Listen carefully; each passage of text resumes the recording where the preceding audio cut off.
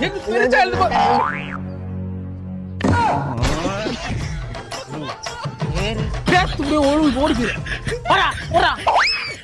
இதெல்லாம் காணிக்கல சேர்க்க நம்ம பாக்கெட்ல சேர்த்து விடு.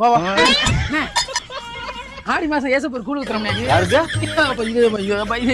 எங்க முத்துமாரி அம்மன் கூழ் ஊத்துறோம். எந்த ஊரு? அண்ணாயினே உங்களால முடிஞ்ச காணிக்க போடுங்கண்ணே. ஆத்தா அவங்க கடையோட நல்ல செழிப்பா கடன் இல்லாம வாழ வைப்பானே.